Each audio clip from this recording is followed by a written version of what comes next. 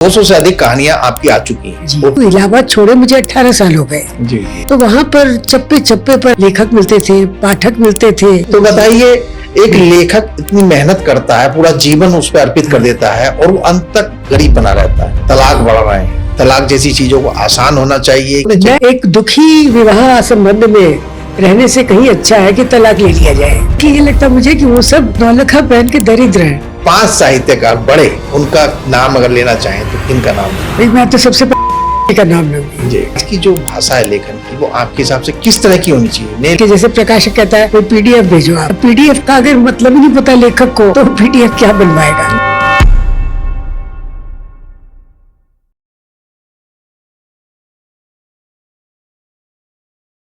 नमस्कार दोस्तों, आज हमारे साथ हैं सुप्रसिद्ध साहित्यकार सुश्री ममता कालिया जी।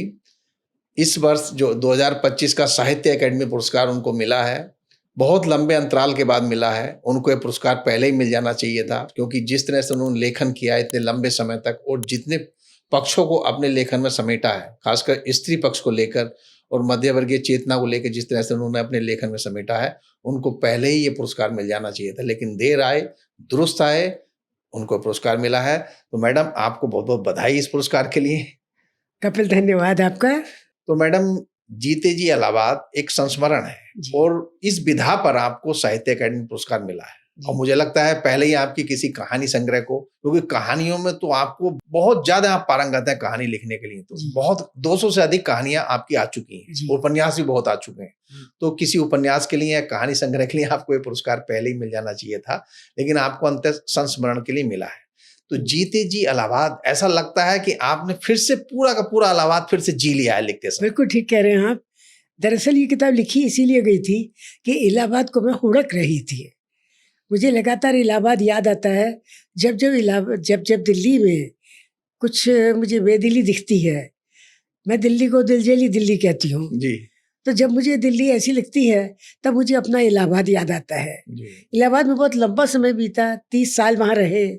वहीं रहकर सारी किताबें लिखी गई और वहीं परिवार बना, वहीं लंबे समय तक नौकरी भी की। तो इलाहाबाद हमारी नसों में बस गया जी। और उसको मैंने याद किया, जबकि वो इलाहाबाद छोड़े मुझे 18 साल हो गए। जी जी।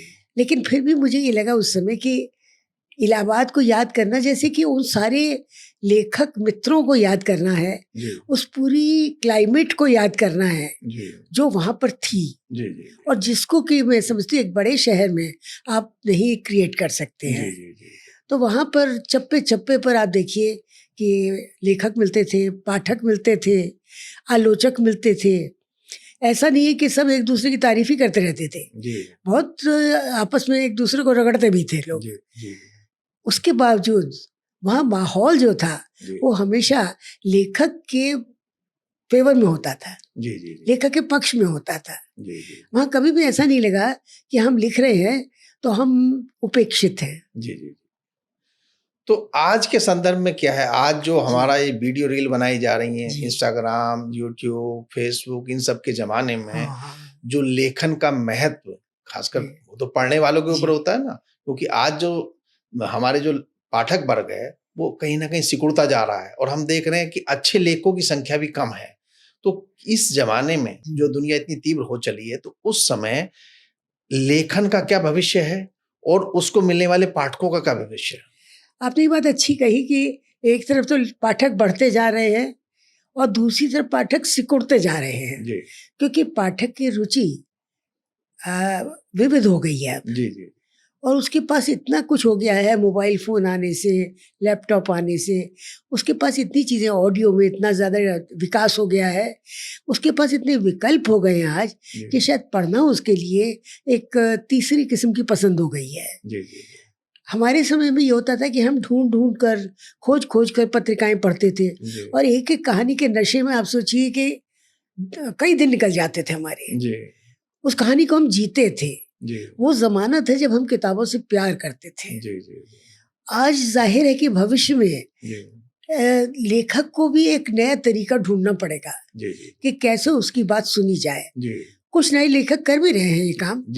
अब ये नहीं कह सकते कि वो कितने दिनों तक टिके रहेंगे। जी जी जैसे कि आप देखिए, हमारे सामने अमृतलाल नागर टिके रहे, जी हमारे सामने प्रेमचंद टिके हैं, जी हमारे साथ नरेश मेहता टिके हैं, जी और तमाम लेखक हैं, एक से एक। किसका नाम लीजिए, किसका छोड़िए आप। जी महादेवी वर्मा हैं। जी तो अब सबसे बड़ी चीज ये है इस समय लेखक के सामने चुनौती, कि भविष्य में वो अपने लेखन के द्वारा कितने प्रतिशत पाठकों को जी अपनी ओर आकर्षित कर सकता है। जी।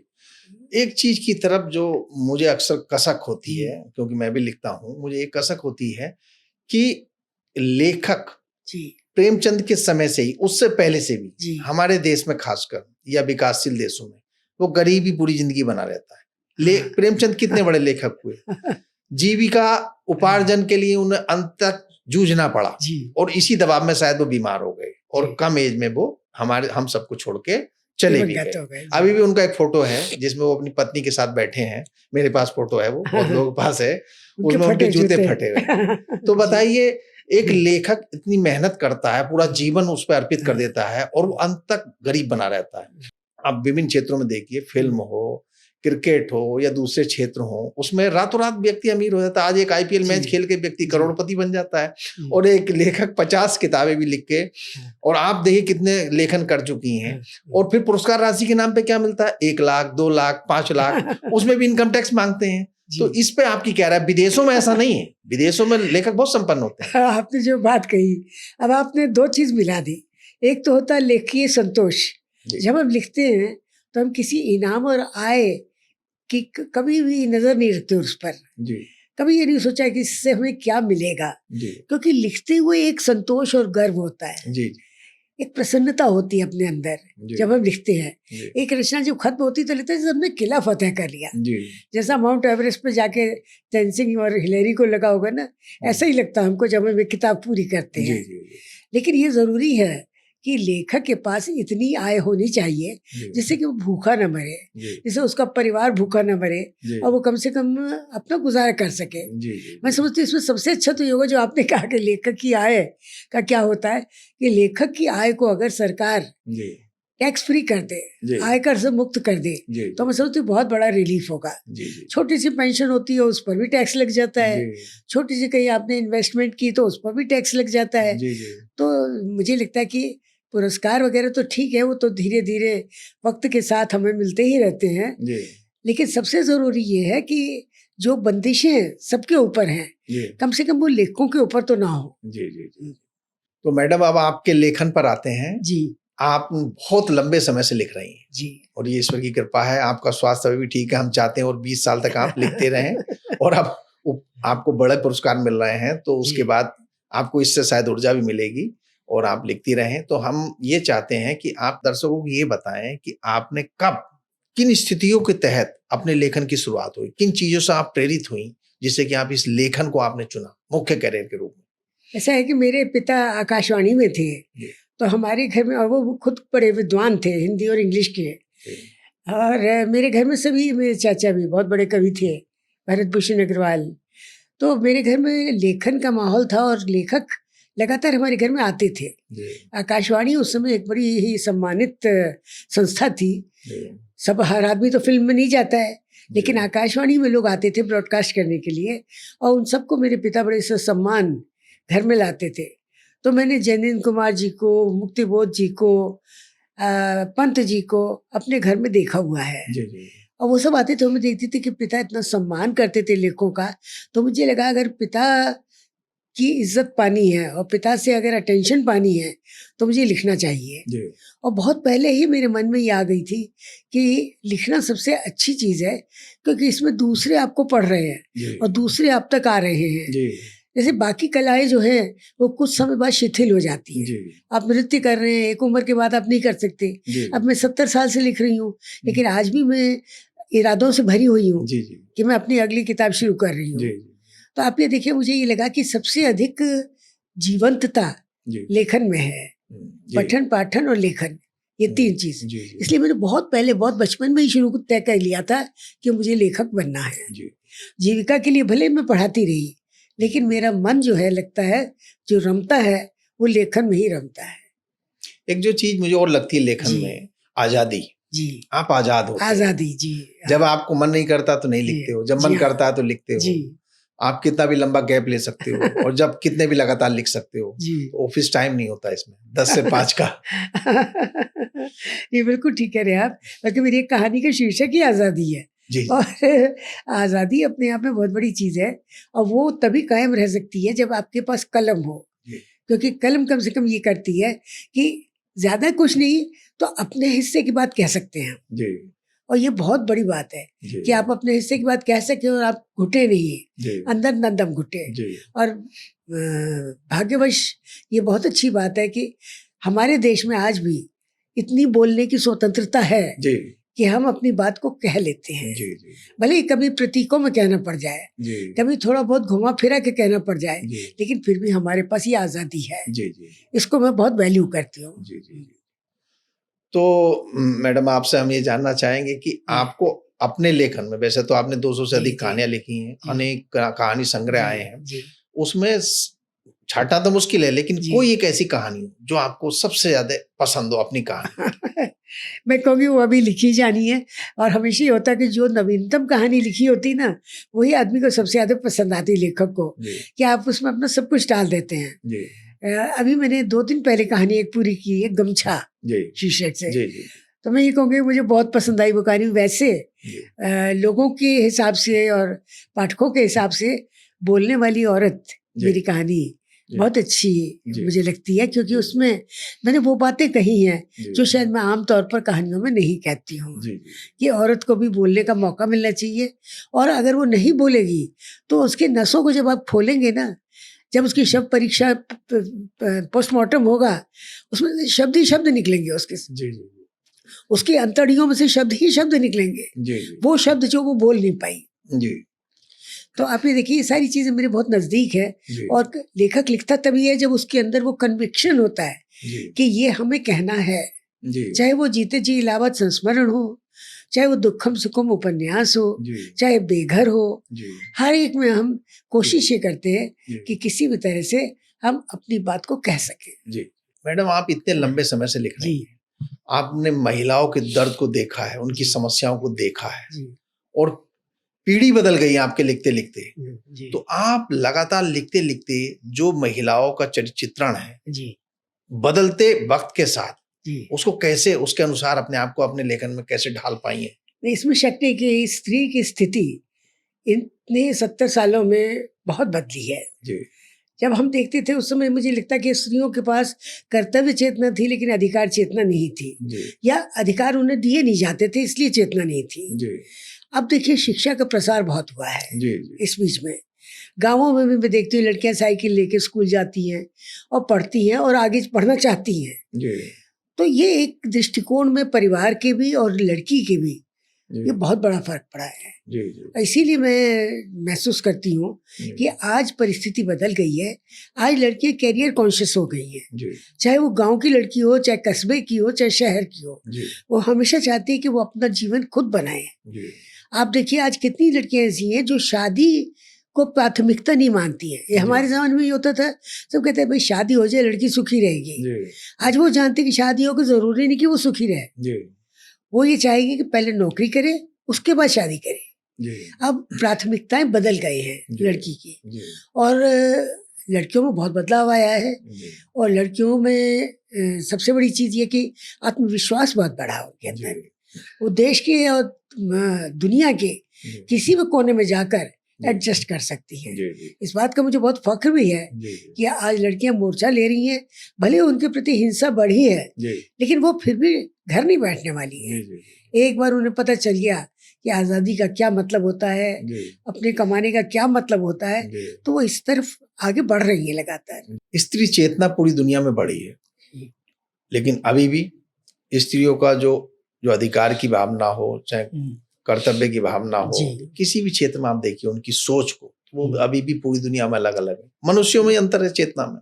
जैसे यूरोप की महिला की चेतना अलग है, आपके यहाँ की चेतना अलग है। मनुष्य आगे बढ़ रहा है, रिश्ते आगे बदल रहे हैं। अब डिजिटल युग में सब पूरी दुनिया में बहुत सारी चीजें एक जैसी होती जा रही जी। हैं, तलाक बढ़ रहे हैं। हम्म। तो तलाक एक विकल्प आप मानती हैं कि तलाक एक मतलब एक समाधान के रूप में लेती हैं कि बदलते समाज में तलाक को तलाक जैसी चीजों को आसान होना चाहिए कि जो जटिल चीजें हैं तलाक को लेके कई साल हमारे यहाँ तलाक नहीं हो पाता महिलाओं में, महिला और पुरुष के बीच पूरी पूरी जिंदगी उसमें घिसते रहते हैं, इसके ऊपर क्या विचार है? क्या तलाक के नियम सरल होने मैं चाहिए? मानती हूँ कपिल कि एक दुखी विवाह संबंध में रहने से कहीं अच्छा है कि तलाक ले लिया जाए, क्योंकि तलाक लेने पर, तलाक मिलने पर जो एक रिलीफ होता है, आपको जो चैन मिलता है कि आप एक नॉनसेंस से दूर हो गए, तो वो बहुत आवश्यक होता है। क्योंकि अगर आपको एक संबंध लगातार प्रतिबंधित कर रहा है, आपको कुंठित कर रहा है, एक संबंध आपको बीमार कर रहा है, उसमें रहने का क्या फायदा है? जी मैं ये मानती हूँ कि स्त्रियों को इसकी पढ़ाई करनी चाहिए, और अगर उनका अनिश्चित है संबंध, और अगर वो बाद में मान लीजिए कुछ साल रहने के बाद भी कई बार अनिश्चित हो जाता है संबंध, तो उन्हें उससे मुक्ति पानी चाहिए। जी तलाक हमेशा कोई कलंक नहीं होता है, जी तलाक एक बहुत बड़ी राहत भी होता है। जी जी तो तलाक शब्द के साथ तरह से मुझे लगता है शब्द बदलना चाहिए हमें, जी जी इसको कुछ और कहना चाहिए, विच्छेदन कहना चाहिए, कुछ कहना चाहिए। अब गठबंधन शब्द बहुत पुराने हो गए, जी अब तो राजनीति ने ले लिया गठबंधन शब्द। जी जी तो गठबंधन शब्द भी अब खत्म करना चाहिए। जीवन भर के लिए गांठ मार के बैठ गए आप और रोते रहे, आधे आधे जीवन रोते रहे, ये भी गलत है। जी जी तो तलाक को एक समाधान मानिए। जी। दाम्पत्य जीवन पे आपने बहुत लिखा है। जी हाँ। आपके जो पति रविंद्र कालिया जी वो भी बहुत बड़े साहित्यकार थे, जी और आपके दाम्पत्य जीवन को लेकर भी आपने अब बेबाकी से बोला है जी, जी। कि हम में बहुत चीजों को लेकर मतभेद थे, जी लेकिन फिर भी हम साथ साथ रहे जी और सफल दाम्पत्य जीवन को पूर्ण किया। जी। तो आजकल की जो युवा पीढ़ी है जो कि बहुत जल्दी रिश्ते बना रही है, बहुत जल्दी तोड़ रही है, तो उसको आप कुछ सलाह देना चाहेंगे कि दाम्पत्य जीवन को किस तरह से निभाना चाहिए? थोड़ी सी तो सहन शक्ति होनी पड़ती है अपने जी, अंदर, जी।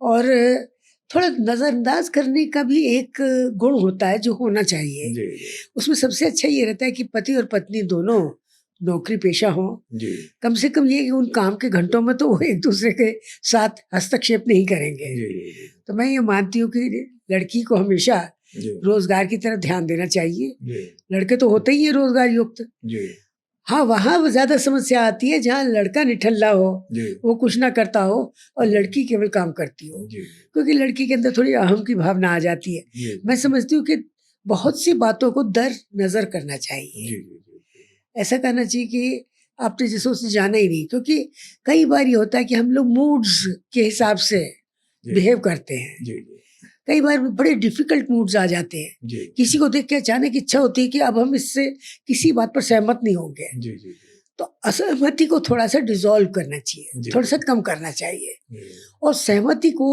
और अधिक बूस्ट करना चाहिए, उसको बढ़ावा देना चाहिए।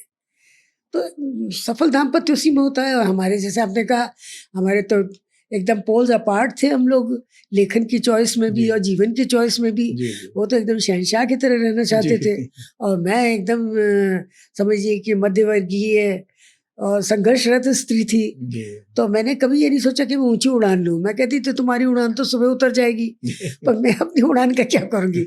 मैं अगर उड़ान लूँगी तो बच्चे सुबह स्कूल नहीं जा सकते। जी जी तो आप ये सोचिए कि बहुत कुछ सहना पड़ता है, और बहुत कुछ सबसे बड़ी चीज़ ये है कि उसको हम लोग को इग्नोर करना पड़ता है। जी। अच्छा ये बताइए, आपने मैडम इतना लंबा जीवन जिया है जी और कुल मिला के आपके सारे रिश्ते, आपको अधिकतर चीजें प्राप्त भी हो गई, आपने मनपसंद विषयों पर लिख भी लिया, जी अब पुरस्कार भी मिल गए, जो पहले मिल जाने चाहिए थे वो अब मिल गए। अभी हाल में आपको प्रेमचंद पुरस्कार भी मिल गया, जी जी अभी अभी साहित्य अकेडमी के बाद। जी तो पुरस्कार तो आपके सारे पूरे हो गए, लेखन भी लगभग पूरा हो गया, जी। मतलब आप लिखती रहेंगी अभी भी, क्योंकि लेखन के लिए कोई लिमिट तो होती नहीं, आप लगातार लिखती रहेंगी। हमारी इच्छा है कि आप बहुत लंबे जी, समय तक लिखती जी। रहें। लेकिन ये बताइए कि जीवन में आप सुखी व्यक्ति किसको कहेंगे? सुखी जीवन में आप सुखी व्यक्ति किसको कहना चाहेंगे, यानी कि सुख की सुखी, क्या देखिए, परिभाषा है मैं आपकी? समझती हूँ कि इस मामले में कलाकार और साहित्यकार बहुत सुखी जीवन जीते हैं, जी क्योंकि जो दुख होता है देखिए वो तो वो कागजों में निकाल देते हैं। जी जो भी उनके अंदर उदासी होती है, दुख होता है, या जो भी शून्य होता है, जी उसको तो वो कागज में आवाज दे देते हैं, अपनी पूरी जी। अभिव्यक्ति देते हैं। निर्मल वर्मा को पढ़िए, उदासी और एकांत कितना उनके अंदर आता है, जी वो सब उन्होंने कागज पे निकाल दिया।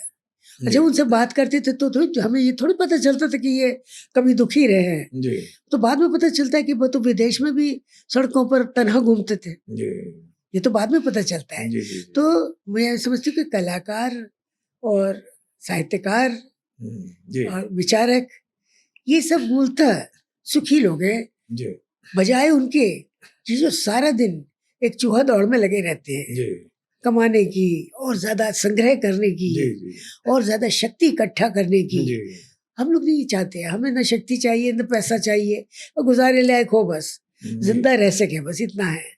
तो कहीं फकीरी होती है हमारे स्वभाव के अंदर। हर लेखक थोड़ा सा सूफी होता है।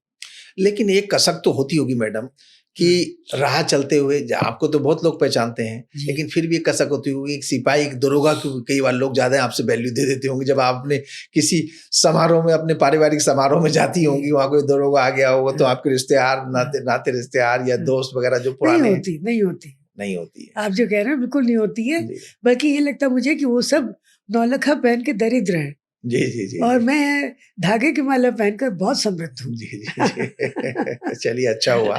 और ये सभी साहित्यकारों को सुनना चाहिए मैडम की बात। मैडम, एक चीज मैं जानना चाहूंगा, आपने इतना लंबा समय गुजारा है साहित्य लेखन में, बहुत साहित्यकारों के आप संपर्क में आई हैं। जीते जी इलाहाबाद में आपने बहुत साहित्यकारों का वर्णन भी किया है, आपके बहुत सारे साहित्यकारों से दोस्ताना संबंध रहे हैं, और आप तो पति पत्नी दोनों ही लेखक थे, तो बहुत सारे साहित्यकार जुड़ गए।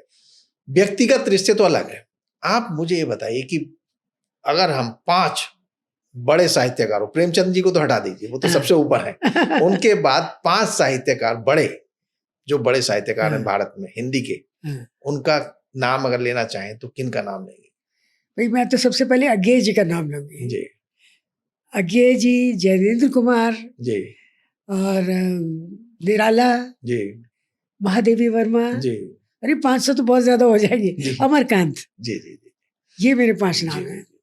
अज्ञेय जी क्यों पसंद है? उनके अज्ञेय जी की भाषा, आज भी जब मैं कभी अटकती हूँ ना भाषा में, सबसे पहले अज्ञेय पढ़ती हूँ। जी जी जी अज्ञेय जी के पास जो भाषा है ना, वो इतनी कम शब्दों में अपनी बात को कह देते हैं। जी जी जी बहुत बड़ा गुण है। जी जी इसी तरह निराला कैसी एक छोटी सी पंक्ति में पूरी की पूरी अपनी मानसिकता बता देते हैं, जी जी अपनी वैचारिकता बता देते हैं। जी जी जी महादेवी वर्मा, अरे शेर की तरह दहाड़ती थी वो। जी जी जी उनका गद्य आप पढ़िए, उनके व्याख्यान आप पढ़िए अगर, तो पता चलता कि हिंदी की समृद्धि और आत्मविश्वास एक लेखक का वो उनके अंदर नजर आता है। अमरकांत जी छोटी छोटी कहानियां लिखते थे, मध्य वर्ग की कहानियां लिखते थे, पर इतनी बड़ी बात उसमें कह देते थे। जीवन की मार्मिकता और वेदना को कहने के लिए अमरकांत जी सर्वश्रेष्ठ थे। इतने साहित्यकार हुए, अज्ञेय जी हुए, बहुत लोग हुए और भी भारत में भरे पड़े हैं, लेकिन किसी को भी रविन्द्रनाथ टैगोर जी के बाद नोबेल पुरस्कार नहीं मिला। उसकी क्या वजह रही? मुझे लगता है इसके पीछे एक अंतरराष्ट्रीय नीति भी है, क्योंकि मुझे लगता है हिंदी की अच्छी रचनाओं का अनुवाद नहीं हुआ है। जी जी और अनुवाद अगर हुआ भी है तो एक ठंडी लाश जैसा हुआ है। जी अनुवाद के अंदर अगर रचना की आत्मा नहीं पहुंची जी तो वो अनुवाद बेकार है। जी जी तो मैं सोचती हूँ कि कभी भी निराला का, महादेवी वर्मा का या जयेंद्र कुमार का उस तरह से अनुवाद नहीं हुआ कि उसको नोबेल पुरस्कार के पटल पर रखा जाए। जी और अक्सर जिनके पास पहुंच होती है, पैसा होता है, वो अपनी रचना का एक लूला लंगड़ा अनुवाद करवा लेते हैं किसी से और फिर उसको वो भेज देते हैं पुरस्कार के लिए। तो जाहिर है कि उसको कोई वैल्यू नहीं होती है। तो जो अनुवाद विभाग है, या फिर किस तरह से हम इस चीज को सुधार सकते हैं? तो हमारी सरकार अनुवाद हमारे यहाँ बहुत ही कारुणिक स्थिति में है, क्योंकि अनुवादक को कोई पैसा देना नहीं चाहता है। जब लेखक को ही नहीं देना चाहते तो अनुवादक को कौन देगा? वो तो एक तरह से सेकंड ग्रेड हो गया ना मामला। तो अनुवादक को मुझे लगता है कि सम्मानजनक राशि मिले और अनुवाद को एक कला और विज्ञान दोनों की तरफ पढ़ाया जाए, तभी अनुवाद समृद्ध होगा। अब थोड़ा सा प्रयत्न कर रहे हैं, प्रकाशक लोग कर रहे हैं, वो अपने यहाँ एक अनुवाद विभाग खोल रहे हैं, कुछ अच्छी रचनाओं का अनुवाद करवा रहे हैं। ये एक अच्छी बात आपने पूछी, क्योंकि अगर अनुवाद करने वाले समृद्ध अनुवाद करेंगे तभी हमारी रचना की आत्मा वहां तक पहुंचेगी। अच्छा, एक चीज मैं और पूछना चाहूंगा आपसे कि जो प्रकाशक है और जो लेखक है, तो हिंदी की बेल्ट में प्रकाशक और लेखक का कैसा संबंध रहा है आपस में, और इस पे कुछ आप अपनी टिप्पणी करना चाहेंगे आगे के लिए? देखिए, एक जमाना था जब प्रकाशक एक संरक्षक की तरह से जी लेखक को प्रमोट करता था। जी जी जैसे प्रेमचंद को उनके प्रकाशक और संपादक प्रमोट करते थे। जी लेकिन साथ ही साथ ये भी है कि कई बार ये समीकरण बिगड़ जाता है जी और कई बार ये हो जाता है कि दोनों के बीच में मुकदमेबाजी की जी या लठबाजी की नौबत आ जाती है। जी जी ऐसे भी कई किस्से हैं। जी जी लेकिन वो सब इसीलिए हैं क्योंकि ये एक असमान संबंध है। जी भाई प्रकाशक अपनी पूंजी लगाता है जी और साथ ही साथ अपना परिश्रम लगाता है, जी तभी तो किताब पहुंचती है लोगों तक। जी जी और लेखक ये मान के चलता है कि बस हमने तो लिख दिया, जी और वो अपने लिखने को ही सर्वोपरि मानता है। जी तो थोड़ा सा तो ये हमेशा बना रहेगा द्वैत, जी जी वो अद्वैत कभी नहीं हो पाएंगे दोनों। जी जी लेकिन फिर मैं ये मानती हूँ कि आज शिक्षा के प्रचार प्रसार से और लेखक भी थोड़ा सा ज़्यादा प्रैक्टिकल हो गया है, रीजनेबल हो गया है। तो अब मैं समझती हूँ कि लेखक प्रकाशक संबंध एक नई विकास की दिशा में है। और आज लेखक प्रकाशक के संबंध उतने कड़वे नहीं हैं जितने कि पहले रहे। अब प्रकाशक देते भी हैं रॉयल्टी, अच्छी खासी रॉयल्टी वो साल भर बाद देते हैं। वो ठीक है कि इंग्लिश से अभी भी परिस्थिति हिंदी की कमजोर है, लेकिन फिर भी ऐसा नहीं है कि बिल्कुल कुछ नहीं मिलता। कुछ सरकारी प्रयास किया सकते हैं इससे, जिससे कि हमारे साहित्य को बढ़ावा मिले, उसके अनुवाद जो विभाग है उसको बढ़ावा मिले, और हमारी रचनाओं को एक सरकार ऐसा प्लेटफॉर्म दे दे कि जो भी वो अपने स्तर से एक सर्वे कराए कि जो अच्छा लिख रहे हैं वो निष्पक्ष सर्वे हो, जिनकी क्वालिटी अच्छी है, और उन किताबों को, चाहे वो उपन्यास हो, कहानी संग्रह हो, चाहे कविता संग्रह हो, नाटक हो, चाहे कुछ भी हो, उनको अपने स्तर से मंगाए और उनका अनुवाद कराए और उसको थोड़ा प्रमोट करे। कुछ सरकार इस बारे में कर सकती है, क्योंकि संस्कृति विभाग है और तो सरकार के पास बिल्कुल ठीक है। जी ऐसा तो होना ही चाहिए। जी जी हाँ, आदर्श स्थिति तो यही है। जी जी लेकिन प्रैक्टिकली सरकार के पास हजारों काम होते हैं, तो मुझे लगता है साहित्य उसमें सबसे निचली पायदान पर होता है।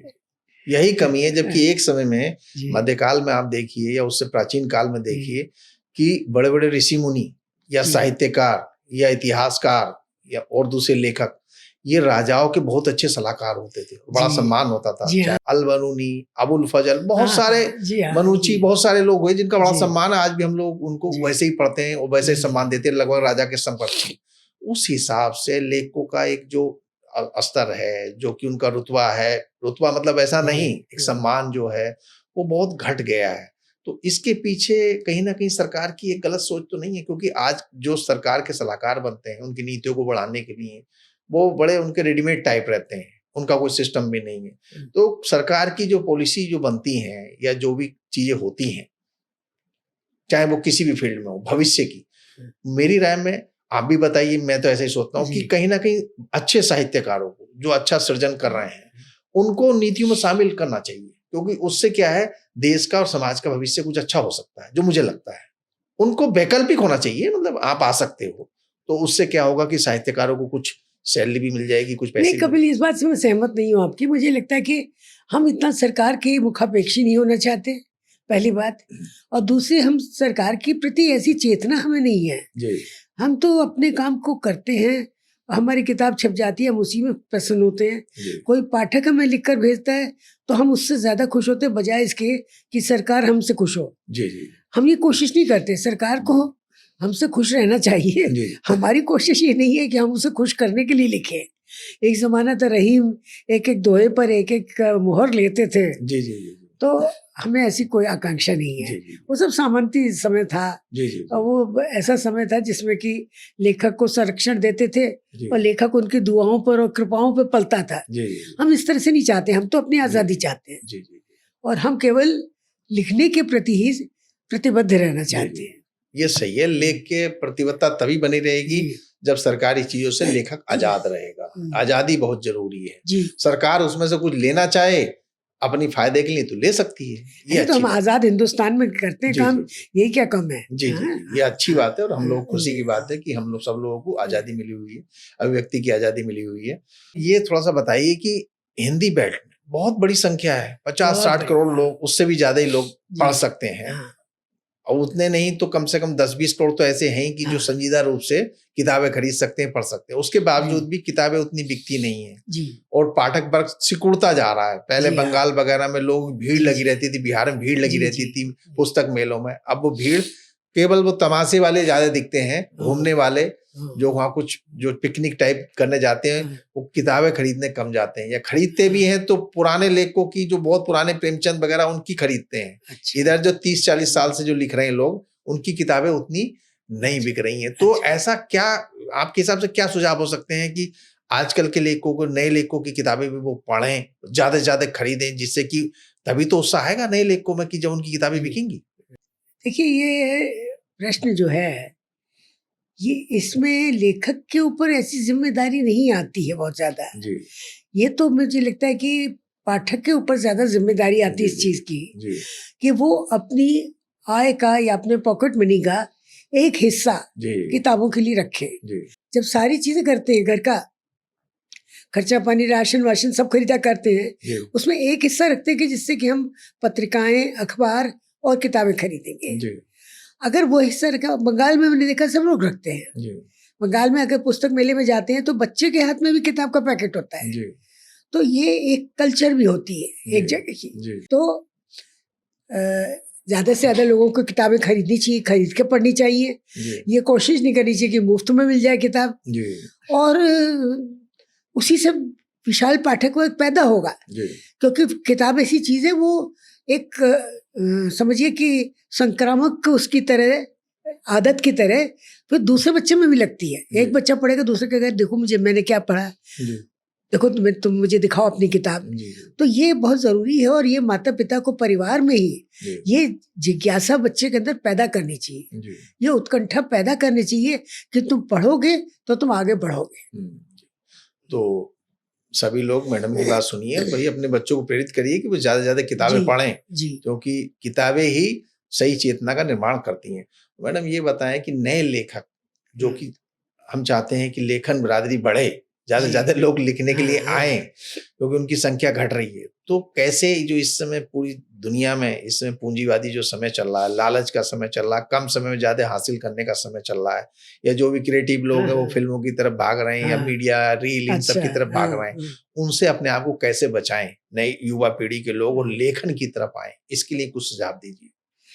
ये सब एक समय के साथ होता है, ये सब कि लोग अलग अलग मीडिया की तरफ भाग रहे हैं, और विजुअल मीडिया आज इस समय एकेडमिक और इंटेलेक्चुअल मीडिया को ओवरटेक कर रहा है। जी लेकिन मैं मानती हूँ कि पढ़ने का शौक जिसको एक बार लग जाएगा, और थोड़ा सा बदलाव लिखने में भी आ रहा है। जी अब नए लेखक जो लिख रहे हैं और जो सामने आ रहे हैं, उनको नई पीढ़ी पढ़ रही है। जी मैंने ऐसे लोग देखे हैं जो नए लड़के, नौजवान लड़के, और 2-2 लाख रुपए रॉयल्टी पा रहे हैं एक एक किताब की, एक एक साल में। जी तो चीज़ें बदल रही हैं, जी जी लिखने के तरीके भी बदलने चाहिए जी और पढ़ने के तरीके भी बदलने चाहिए।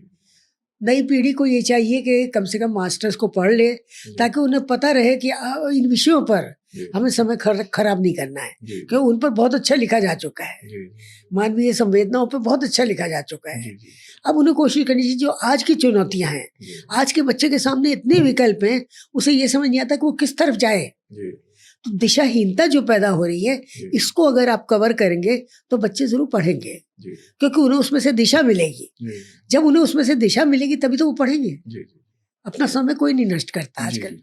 मैडम, जब से आपने लिखना शुरू किया, जी। उससे पहले से भी हिंदी भाषा में जो लेखन हो रहा है, उसकी जी। भाषा, लेखन की भाषा में लगातार समय के साथ परिवर्तन हो रहा है। जी आज के समय जो आपकी भाषा तो काफी अच्छी है, तो आज जी। की जो भाषा है लेखन की, वो आपके हिसाब से किस तरह की होनी चाहिए? नए लेखकों को सुझाव देना चाहेंगे आप? देखिए, वो आज की भाषा में तो यही है, सबसे बड़ी चीज़ ये है कि जैसे प्रकाशक कहता है भाई पीडीएफ भेजो आप। अब पीडीएफ के बारे का अगर मतलब ही नहीं पता लेखक को, तो पीडीएफ क्या बनवाएगा जी और क्या लिखेगा और क्या करेगा। जी तो आज की जो शब्दावली है, जी उसमें नए नए शब्द आ गए हैं। जी आज के बच्चे के पास बहुत ऐसी चीज़ें उसकी दुनिया में शामिल हैं जी जो हमारी दुनिया में नहीं थी। और ज़ोंबी शब्द बोलता है तो आपको समझ नहीं आता ज़ोंबी क्या है। जी आपको ये पता होना चाहिए कि आखिर ज़ोंबी किसको कहते हैं, जी सुपरमैन क्या है, स्पाइडरमैन क्या है। जी उसकी दुनिया में प्रवेश करना होगा आपको। जी पाठक की दुनिया में प्रवेश करना होगा। जी, जी, और आजकल की जो नई पीढ़ी है जी, उसके सामने एकदम नए वितान खुल रहे हैं। जी, उन वितानों की जानकारी थोड़ी बहुत लेखक को होनी चाहिए, जी, जी, और तभी वो मुझे लगता है कि अप टू डेट होगा, अपडेटेड रहेगा। जी, और नए लेखक ही कर रहे हैं, कोशिश कर रहे हैं जी, इसकी। जी। तो मैडम आपको फिर से एक बार बधाई, इतना बड़ा बहुत पुरस्कार बहुत आप धन्यवाद कपिल, मिला। नमस्कार। और आपने हमारे दर्शकों को बहुत सारी चीजें बताई, इससे नए लेखक भी बहुत सारी चीजें सीखेंगे, पाठकों में भी एक नई प्रेरणा आएगी किताबों को खरीदने की। बहुत अच्छा लगा आपसे बात करके, बहुत बहुत धन्यवाद। नमस्कार।